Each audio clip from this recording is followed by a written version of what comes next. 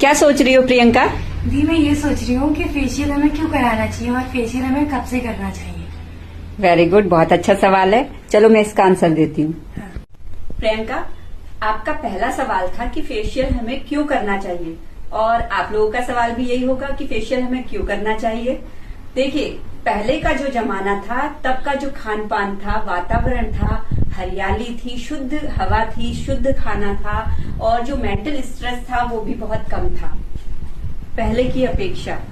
आज का जो दौर है वो बहुत ज्यादा केमिकल युक्त हो गया है, और जो हमारा जो एनवायरनमेंट है वो भी क्या बढ़ गया है, आधुनिकता बढ़ गई है, टेक्नोलॉजी बढ़ गई है। यूवी रेज, जो सन की रेज है, हमें बाहर का सन एक्सपोजर भी करना पड़ता है, और हमारा जो मेंटल स्ट्रेस है ये भी बढ़ गया है। और साथ ही साथ कंप्यूटर, लैपटॉप, मोबाइल, और जो हमारी एलईडी टीवीज हैं, और जो हमारे सीएफएल बल्ब वगैरह हैं, जो भी जितने भी हमारे प्रोफेशनल इक्विपमेंट्स हैं, ये सब क्या है, रेडियो एक्टिव तरंगे छोड़ते हैं, जिससे क्या होता है, हमारी जो स्किन होती है वो कहीं ना कहीं हार्श वे में डैमेज हो रही होती है, और कहीं ना कहीं केमिकली खान पान की वजह से भी हमारा जो हमें जो नरिशमेंट मिलना चाहिए अंदरूनी तौर पर, वो हमें प्रॉपर नहीं मिल पाता, जिसकी वजह से क्या होता है, हमारी जो हमारी जो स्किन के सेल्स होते हैं वो प्रॉपर तरीके से रिजुविनेट नहीं होते, अच्छी तरीके से काम नहीं कर पाते।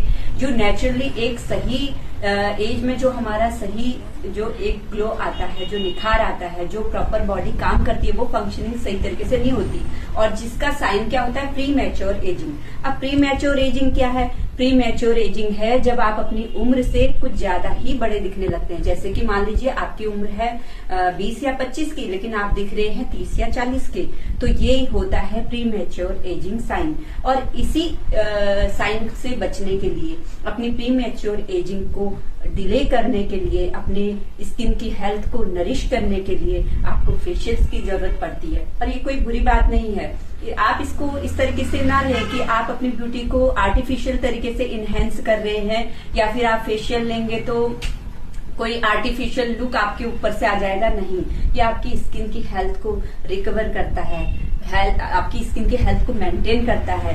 फेशियल न सिर्फ आपकी स्किन को ग्लोई बनाता है, सॉफ्ट बनाता है और हेल्दी बनाता है, बल्कि आपका जो मेंटल स्ट्रेस है ना, उसे भी कम करता है, माइंड को पीस देता है, रिलैक्सेशन देता है। अब बात आती है, ये तो जवाब था हमारा कि हम फेशियल क्यों करते हैं, अब कब से करना चाहिए, आपका दूसरा वाला सवाल कब से। तो ये सवाल लगभग और आप लोगों का भी हो सकता है, और जिनको नहीं पता है वो भी आज जान ले कि हमें फेशियल कब से करना चाहिए।